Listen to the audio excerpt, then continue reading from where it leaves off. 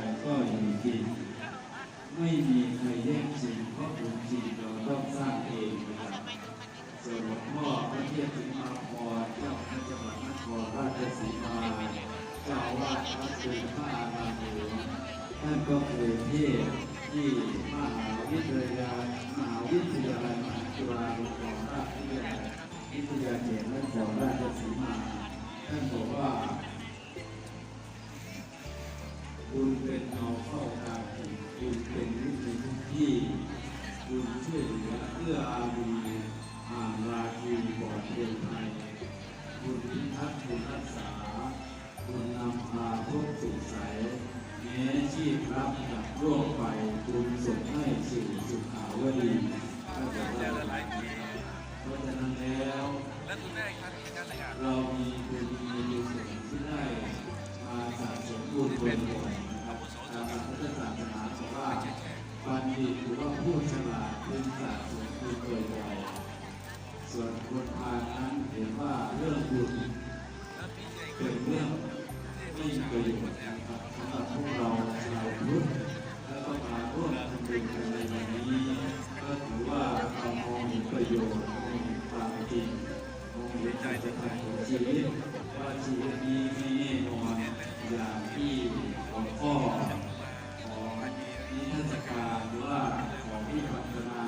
กรรมฐานท่านก็บอกว่าไตรลักษณ์อนิจจังทุกขังอนัตตามันไม่เที่ยงไม่แน่นอนเพราะฉะนั้นเราเกิดมาทุกกายทุกคนสิ่งที่เราติดตัวไปได้ก็คือบุญคือสิ่งที่เราทำไว้นี่แหละเพราะฉะนั้นแล้วก็ต้องขออนุโมทนาบุญกับทุกคนกับทุกท่านที่มาร่วมบุญในวันนี้ด้วยนะครับแล้วก็วันต่อไปด้วยนะครับก็อย่างที่จะบุญญาณิปังระโลกะเข้ามาแล้วครับขอครับผมมาทานด้านหลังนี่เลยครับพุทธศาสนาพระพุทธองค์ตรัสไว้อย่างนั้นนะครับบุญเท่านั้นแหละจะเป็นที่พึ่ง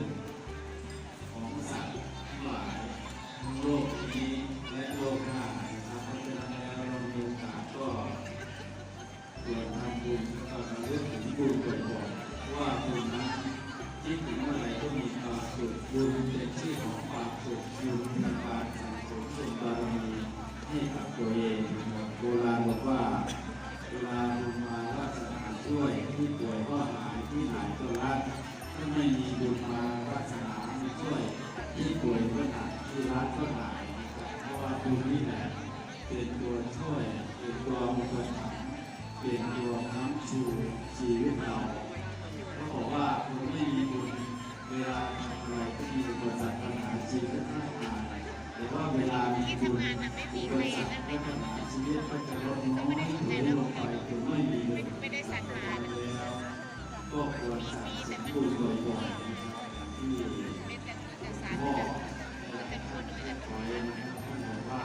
ถ้าไม่สะสมบุญวันนี้ไม่รู้ว่าวันหน้าเราจะตายวันไหนชีวิตเราไม่แน่นอนถ้าเราไม่สะสมบุญเลยสุดท้ายหลวงปู่ท่านแล้วก็หลวงพ่อวิยาท่านก็บอกว่าถ้าเราทำความดีไปเยอะสุดท้ายเราก็ได้รับความดีแน่นอนเด็กที่ดีชาครับขออนุญาตสวดมนต์และขอเทศน์นี่นะครับ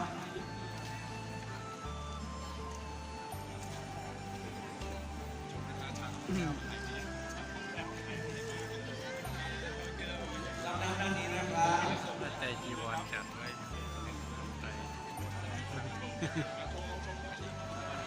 ไม่รู้ว่าเขาให้นั่นได้จะเอาขาตั้งกล้องมา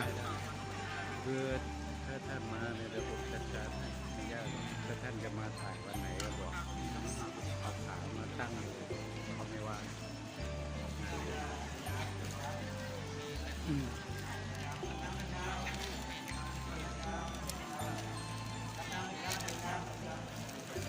ไปดื่มนานๆนะครับได้ครับกินน้ำไหมจะกินน้ำเย็นน้ำร้อน